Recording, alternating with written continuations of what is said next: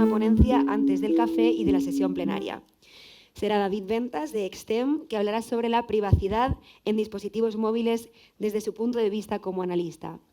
Aprovechamos esta última ponencia antes del café también para agradecer de nuevo a ESET por ser patrocinadores de esta sala y por hacer posible también esta 12ª jornadas CCNCERT, a través de su patrocinio, que ha sido un gesto muy importante y que permite albergar hoy a más de 2.000 personas en Kinépolis.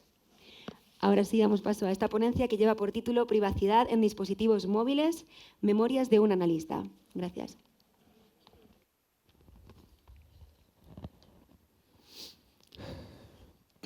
Bueno, buenos días a todos. Gracias por venir. Y bueno, pues comienzo, que supongo que tampoco tenemos demasiado tiempo. Como dice el título, vengo a hablaros de privacidad en dispositivos móviles, un poco desde el punto de vista del trabajo diario que venimos realizando. Yo me llamo David Ventas, como ya han dicho, trabajo para Extem Technologies y actualmente soy analista de seguridad o analista de protocolos o forense de tráfico IP para el Ministerio del Interior y Fuerzas y Cuerpos de Seguridad del Estado. Entonces, lo que venía a contaros lo he querido estructurar más o menos en 4 grandes bloques. Entonces, en el primer bloque lo que quiero es mostrar un poco de una manera completa una visión, una fotografía un poco alejada de todos los actores que participan en esto del uso de la seguridad de un terminal o de un dispositivo móvil. Luego ya iríamos un poquito más a lo que viene siendo mi trabajo del día a día, el análisis del tráfico de red. Luego, en el siguiente bloque, os he traído unos ejemplos para que veáis qué tipo de información se termina filtrando y qué tipo de datos que a lo mejor no nos gustaría que se conocieran o que se asociasen a nuestras comunicaciones, pues pueden ser fácilmente vistos por alguien que tenga acceso al tráfico. Y, por último, una pequeña reflexión sobre el tráfico cifrado. Así que empezamos con el primer bloque. Bueno, pues lo primero, yo me he prometido a mí mismo que no iba a hablar ni de WannaCry, ni de la famosa metáfora de la cadena y demás, que ya estamos un poco cansados todos de escucharlo, pero bueno, lo que he querido plasmar en este diagrama es, pues a modo como si fuese prácticamente un modelo OSI, todos los actores más o menos que intervienen desde el proceso de diseño de un dispositivo hasta el usuario final. He querido identificar, probablemente podríamos encontrar alguno más, pero he querido identificar estos como los más relevantes, desde los que diseñan el hardware, y no me refiero a las marcas, a los integradores, sino me refiero de verdad a los que diseñan las piezas que estos compran para integrar en sus dispositivos. Luego, como no, el sistema operativo, la capa de personalización que estaría por encima de cada uno de los fabricantes, bien sea un TouchWiz o un MIUI o lo que sea. Las tiendas de aplicaciones, las más importantes, por supuesto, el App Store de Apple o el Play Store de Google. Luego, una capa por encima, podríamos encontrar las aplicaciones y las TPLs que estas utilizan, las Third Party Libraries. Y por encima, el usuario final, que también tiene, por supuesto, su parte de responsabilidad en proteger su propia privacidad, si es que acaso eso le interesa. Entonces, para identificar, por ejemplo, problemas famosos que han existido a nivel de hardware, pues os quería hablar de 3 ataques que se han realizado sobre la memoria, que son el Rowhammer, Drummer y Glitch Attack. En realidad, estos 2 últimos se basan en el primero. Y bueno, es una vulnerabilidad de hardware de las memorias. Entonces, consiste básicamente, Rowhammer es una técnica de ataque que se centra en intentar, en arquitecturas x86, sobre todo, en máquinas de escritorio y servidores, y la capacidad que tiene es la de si nosotros nos imaginamos la memoria de un ordenador como un montón de celdas donde se van colocando los bits, pues Rowhammer lo que hace es atacar una de las filas de la memoria y haciendo una serie de escrituras muy intensivas durante mucho tiempo y accesos, es capaz de hacer que salte algún bit de una de las filas adyacentes a la fila que está atacando. Entonces, las consecuencias son potencialmente catastróficas. Claro, estás consiguiendo modificar una zona de memoria a la que no tienes acceso. Y bueno, Drummer el problema de Rowhammer, perdón, es que tenía muchas dificultades a la hora de poder seleccionar exactamente qué zonas se querían alterar. Era un ataque que dependía mucho de la aleatoriedad. Pero Drummer, que es su inmediata evolución, ya consiguieron atacar arquitecturas ARM7 y 8, es decir, terminales móviles comerciales, la mayoría de ellos, de hecho. Y también consiguieron ser un poco más específicos a la hora de decidir qué zonas se querían atacar. Esto es así hasta el punto de que existen, bueno, en el estudio de los investigadores que encontraron o que depuraron esta vulnerabilidad, han llegado a conseguir acceso root, o sea, rutear un terminal simplemente instalando una aplicación normal, porque no hacen falta ni permisos especiales, ni nada, simplemente con una aplicación normal y corriente, ejecutándola y machacando una zona de memoria concreta, entre 20 segundos y 15 minutos se puede rutear un terminal. Entonces, sí, es un ataque viable. Y bueno, Glitch Attack tampoco me quiero detener mucho, pero se basa en la misma filosofía, pero atacando a la GPU del sistema. Creo recordar que en Drummer hicieron un estudio sobre 21 terminales, 17 de ellos resultaron ser vulnerables. Y bueno, pues a eso me refiero cuando hablo de los fabricantes de las piezas de hardware. Eso es un error de la propia arquitectura de los dispositivos. No se puede evitar desde el sistema operativo en este caso. Luego, en cuanto al sistema operativo, bueno, tampoco me quiero detener demasiado en esto, pero se me viene a la mente Stagefright, aquella vulnerabilidad de la librería de Android, que resultaba en también acceso ilimitado a un atacante simplemente y se activaba a través de un MMS, de la reproducción de un vídeo. En cuanto a las tiendas de aplicaciones, vamos a hablar un poquito más adelante de ellas. Me quiero detener un segundo en las third-party libraries también, que luego veremos más, que son estos fragmentos de código que muchos desarrolladores incrustan directamente en sus aplicaciones pues, para conseguir diversos objetivos y que también tienen su parte negativa. Y luego también, lógicamente, lo que os decía antes, los usuarios. Es muy difícil que alguien proteja su privacidad si no la valora, si no tiene mucho interés en ella. Entonces, en cuanto a los firmware de dispositivos móviles, también son bastante responsables. Por ejemplo, hace no mucho tiempo pudimos ver el escándalo de Adapts, esta compañía de Shanghái, que recopilaba información masivamente, además con un software bastante agresivo, con una serie de capacidades más propias de un troyano que de un software de estadística. Entonces, bueno, se vieron involucrados esos fabricantes, especialmente el caso más sonado que fue cuando se descubrió el de Blue, que incluso llevó a Amazon a retirar todos sus dispositivos del mercado, al menos durante un tiempo, hasta que se aclaró la situación. Pero bueno, esto me parece que lo descubrieron los de CryptoWire y he puesto las fechas 2016-2017 porque se descubrió en el 16, pero no terminaron de retirarlo hasta el 17 porque bueno, le dieron una vueltecita de tuerca para ocultarlo un poco, pero seguían a lo suyo, incluso cuando ya les habían pillado. En el caso de OnePlus, también su firmware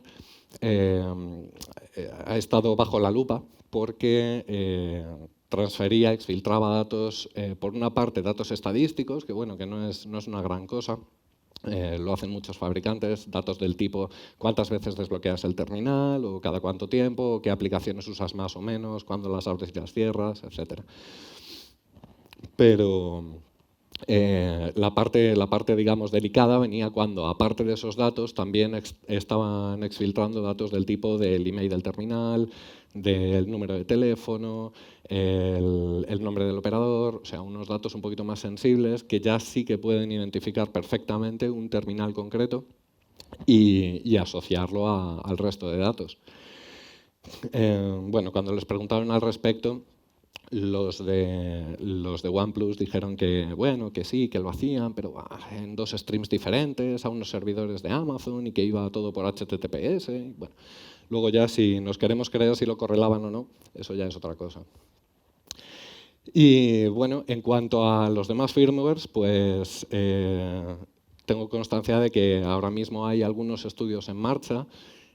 Por ejemplo, personal de la Universidad Carlos III de Madrid están llevando a cabo o han llevado a cabo una recopilación de firmwares de muchísimos terminales y ahora se está procediendo al estudio y, bueno, por lo que sé, van a salir cosas interesantes, así que si esto os gusta, os invito a que lo sigáis de cerca si podéis. Vale. En cuanto a las tiendas de aplicaciones, solamente de un vistazo rápido, quería decir que en el App Store en julio de 2018 contaban con unos 2.100.000 aplicaciones dadas de alta y en Google Play en septiembre unos 2.600.000 aproximadamente. Esto no quiere decir que solamente se hayan subido 2.600.000 aplicaciones. Se han subido unas cuantas, se han quitado otras, es un ecosistema que está vivo, pero de hecho se ha reducido el número total en los últimos meses hasta estos 2.600.000.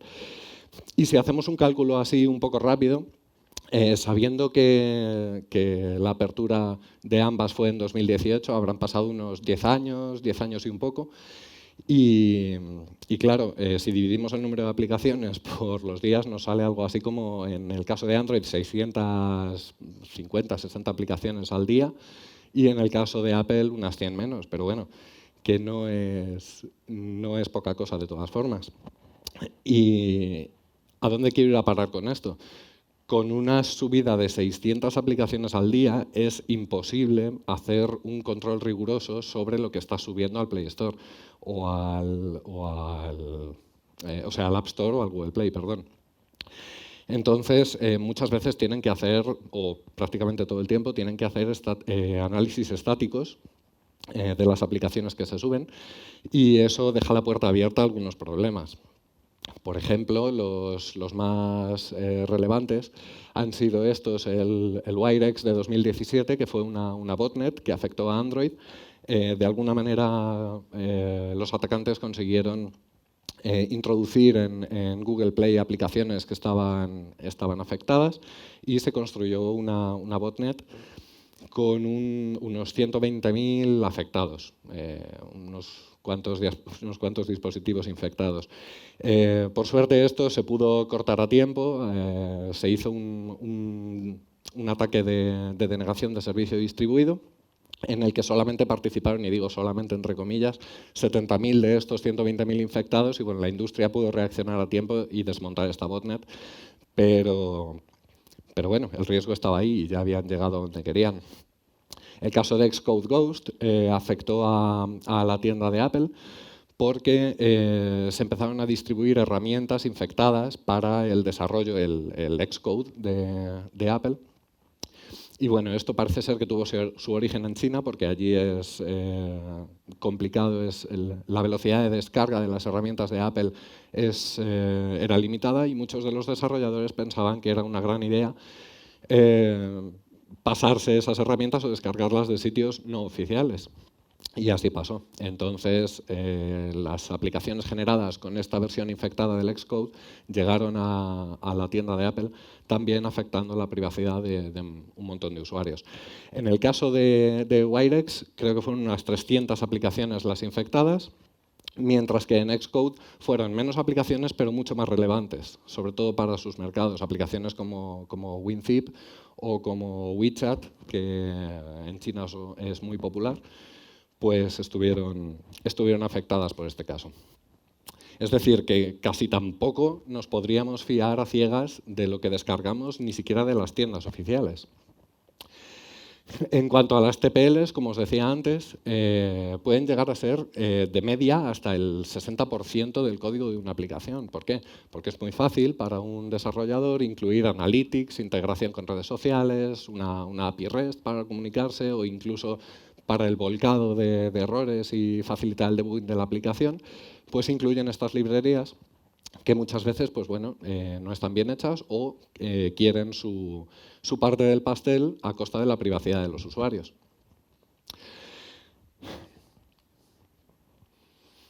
Vale. En cuanto a las propias aplicaciones, pues también tienen su parte de responsabilidad. No solamente va a ser el código de las TPLs lo que trae los problemas a las aplicaciones. En este caso, por ejemplo, pues no hay más que ver la evolución de WhatsApp desde 2009 hasta 2016, cómo han ido incluyendo distintas medidas de seguridad. Es cierto que 2018 no es 2009, pero eso lo seguimos viendo a día de hoy. Aplicaciones nuevas que aparecen y que bueno, los desarrolladores muchas veces lo primero que quieren es que las cosas funcionen. No se diseña desde la seguridad de base, sino que es como una feature adicional, ¿no?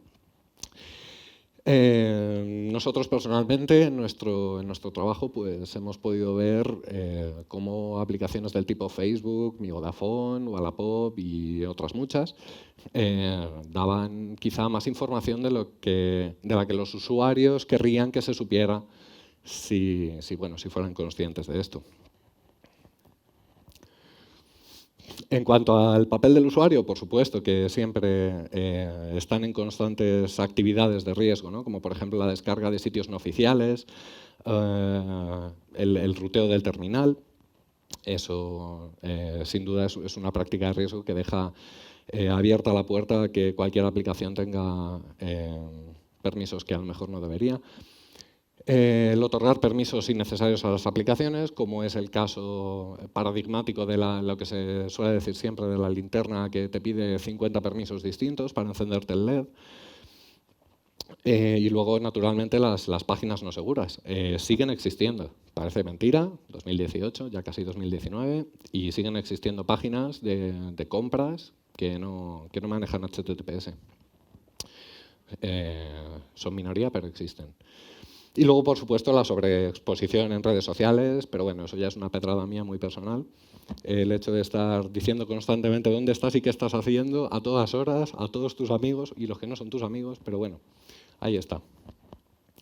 Vale, en el segundo bloque, en el de análisis de red, os quiero explicar un poco, análisis de tráfico, qué es lo que hacemos, ¿no? Pues el puesto de un analista es aquel que recibe, digamos, el tráfico de un dispositivo, en nuestro caso a través de una interceptación legal, y se dedica a intentar extraer toda la información que pueda ser útil para aquel que ha encargado el trabajo, ¿no?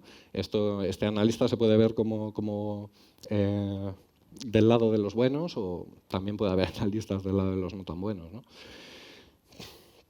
Vale. En cuanto a para qué sirve todo esto, pues sobre todo la obtención de evidencias legales, el fingerprinting de objetivos para conocer cuáles son los hábitos de una persona en Internet, dónde compra, qué lee, hacer incluso un perfil ideológico por aquellas noticias que lee o que deja de leer. Hábitos y rutinas en el mundo real también, el saber si consulta muy a menudo los horarios de tren de una estación a otra o si se ha dedicado a buscar hoteles en no sé dónde para las vacaciones. Todo eso son datos que nos dan información del mundo real, de algo que hace habitualmente o que está por hacer. La extracción de datos personales, evidentemente, que a su vez se pueden realimentar una investigación OSINT. Y luego información variada que pueda ser de utilidad para aquel que lo requiera, como por ejemplo pues, periodos de actividad del teléfono, cuando está encendido o apagado, o si estaba en uso en un determinado momento. Eso ya a gusto del consumidor. Vale, nosotros para estas tareas utilizamos una herramienta que se llama Pitbull, que está desarrollada internamente en Extreme Technologies. Y bueno, básicamente es un analizador y clasificador de tráfico de red. Está pensada para capturas de un cierto tamaño ya, 40 gigas es un tamaño serio para un backup. Cualquiera que se haya tenido que pegar con eso más o menos lo sabe.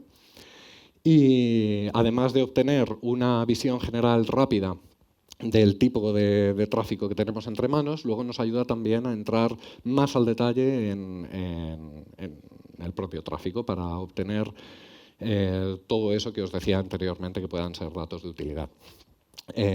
Parte de las funcionalidades más llamativas las tenéis aquí anotadas, pero las vamos a ver en un vídeo ahora a continuación.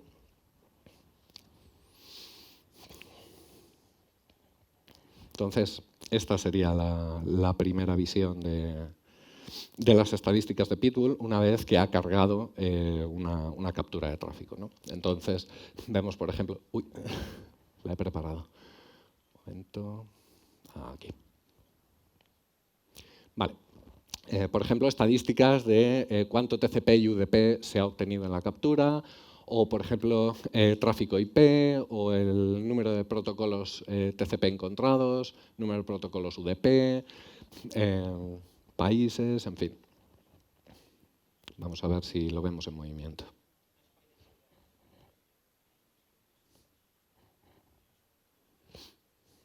Parece que estoy teniendo algún problema para reproducir el vídeo.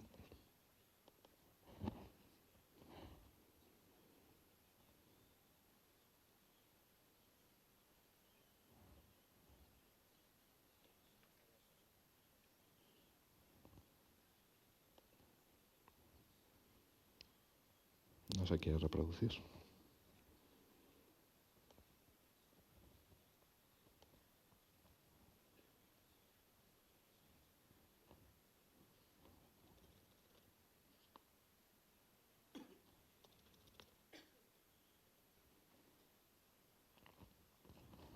Vale.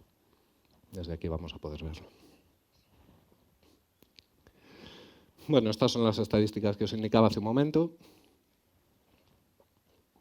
Es posible, por ejemplo, hacer una exportación directa a otras herramientas comerciales, como por ejemplo Wireshark, para ir más al detalle. Esta es la pestaña de estadísticas. Como os indicaba, se puede hacer zoom sobre un determinado campo y entonces nos van a aparecer todas las barras. Podemos elegir cuántas barras queremos visualizar en un determinado momento, porque en capturas grandes la cantidad de barras puede hacer que esto sea completamente inusable.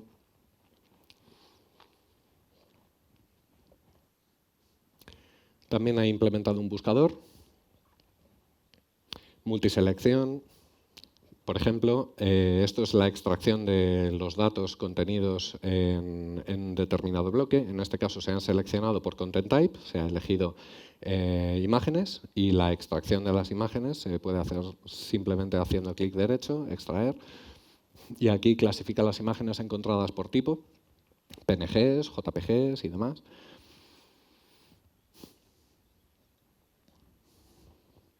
Estas son las estadísticas de HTTP. Aquí vemos los distintos hosts que se pueden encontrar en una captura. En este caso, pues ya veis lo que os decía antes. Cuando se amplía demasiado una estadística, se puede convertir en algo completamente inusable. Pero bueno, para eso tenemos el slide.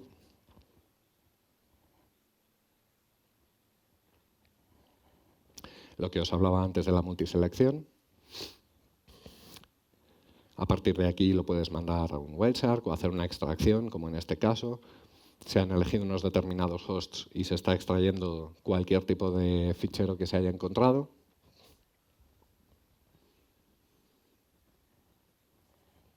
En el caso de los user agents será esta imagen.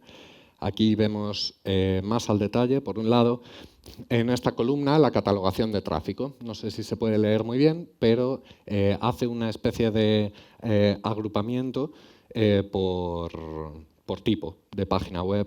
Por ejemplo, páginas de descargas, de deportes, librerías, noticias, películas, radio, etcétera.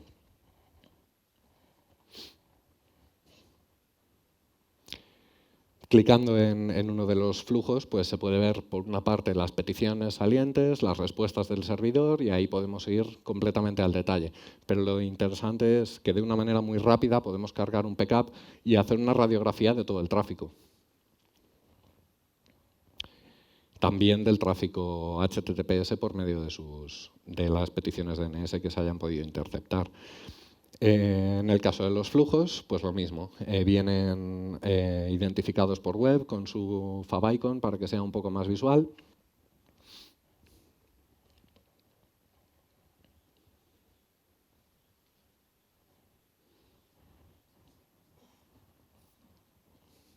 La localización por IP. Podemos ver en un mapa todas las ubicaciones de los servidores con los que ha habido comunicación, lo que también nos arroja luz sobre los usos y hábitos. Por ejemplo, si vemos un montón de conexiones a Rusia, pues podemos imaginar qué tipo de objetivo es en este caso. Y luego también estarían las localizaciones reales, localizaciones traídas por el propio GPS del terminal.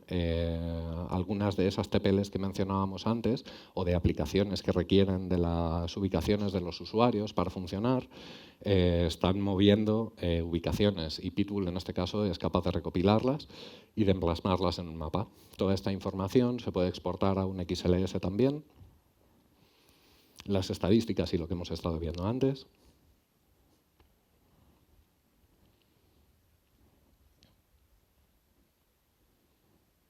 Este tipo de informes son automatizados y útiles. Aquí llevaría incrustado un fichero KML con las ubicaciones de las que os hablaba anteriormente.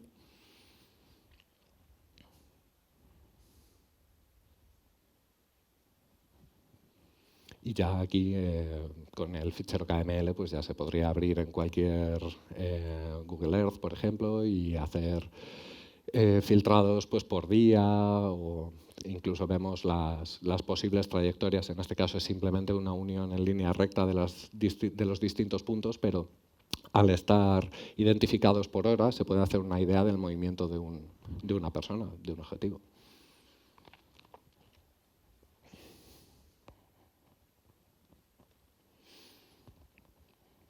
Y esto sería en cuanto a Pitbull se refiere.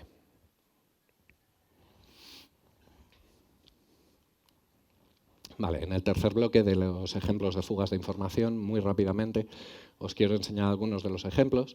Por ejemplo, esto es ADNXS, una TPL incrustada en Fotocasa. Pues, ¿qué podemos encontrar aquí?